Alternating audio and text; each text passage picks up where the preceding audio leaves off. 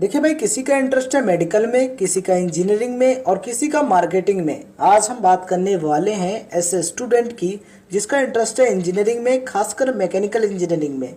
Guys, आज की इस वीडियो में आज हम बात करने वाले हैं how to become a mechanical engineer. Mechanical engineer कैसे बने, क्या प्रोसेस होता है, ये सारी डिटेल्स आप तक शेयर करने वाले हैं।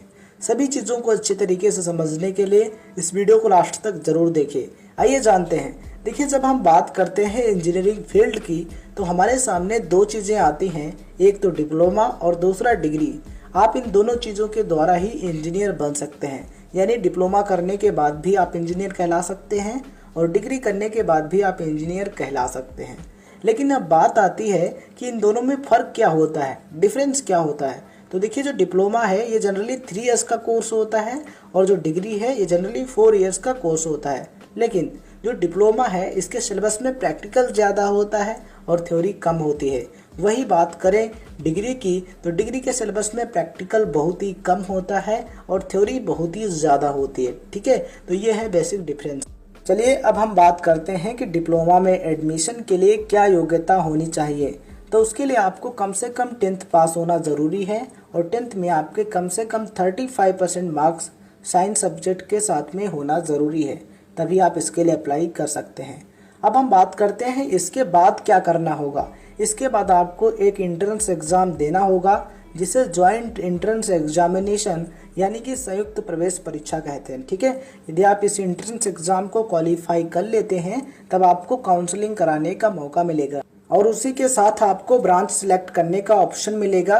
तब आपको मैकेनिकल इंजीनियरिंग ब्रांच को सिलेक्ट करना होगा क्योंकि आप एक मैकेनिकल इंजीनियर बनना चाहते हैं इसलिए। ठीक है, एंट्रेंस एग्ज़ाम में आपकी जैसी रैंक आई होगी उसी के आधार पर आपको कॉलेज मिलेगा जिसमें आप पढ़ाई पूरी करके एक डिप्लोमा मैकेनिकल इंजीनियर बन सकते हैं। बात करते हैं कि इंजीनियरिंग में डिग्री के लिए क्या योग्यता होनी चाहिए। तो इसके लिए आपको कम से कम 12th पास होना ज़रूरी है और 12th में आपके कम से कम 60% मार्क्स फिजिक्स, केमिस्ट्री, मैथमेटिक्स के साथ होने ज़रूरी है, तभी आप इसके लिए अप्लाई कर सकते हैं।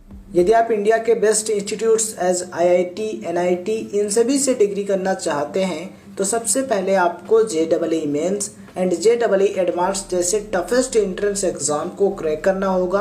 उसके बाद काउंसलिंग करानी होगी। काउंसलिंग के दौरान आपको मैकेनिकल इंजीनियरिंग ब्रांच को सिलेक्ट करना होगा। उसके बाद आप डिग्री कंप्लीट करने के बाद एक मैकेनिकल इंजीनियर बन सकते हैं और नाम कमा सकते हैं और बहुत सारा पैसा भी कमा सकते हैं। ठीक है, तो ये था मैकेनिकल इंजीनियर बनने का प्रोसेस जो हमने आपको बताया। अब हम बात करते हैं इंजीनियरिंग में डिप्लोमा की। तो पॉलीटेक्निक एक काफ़ी पॉपुलर डिप्लोमा कोर्स है। इस टॉपिक पर हमने वीडियो बनाई है।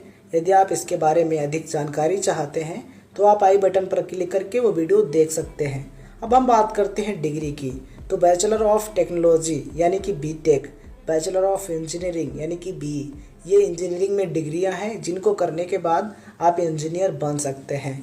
अब हम बात करते हैं कि मैकेनिकल इंजीनियर का काम क्या होता है। मैकेनिकल इंजीनियर का काम होता है मशीनों को बनाना, मशीनों के पार्ट्स को बनाना, ऑटोमोबाइल वाहनों को बनाना, एज ट्रक, बस, कार, मोटरसाइकिल, एरोप्लेन, हेलीकॉप्टर, इन सभी में इनकी महत्वपूर्ण भूमिका है। इसके अलावा और भी कई कार्य होते हैं। ठीक है, तो ये थी मैकेनिकल इंजीनियर बनने की पूरी जर्नी जो हमने आपको बताई। यदि आपको चीज़ें समझ में आई हैं तो इस वीडियो को लाइक कीजिए, अपने दोस्तों तक शेयर कीजिए। यदि आप हमारे इस चैनल पर नया आते हैं तो चैनल को सब्सक्राइब करके बेल आइकन को प्रेस कर दीजिए, जिससे आप तक ऐसे ही इंपॉर्टेंट वीडियोज़ की नोटिफिकेशन पहुँचती रहे और आप चीज़ों को समझते रहें। वीडियो कैसा लगा कमेंट में ज़रूर बताइए। धन्यवाद। जय हिंद, जय भारत।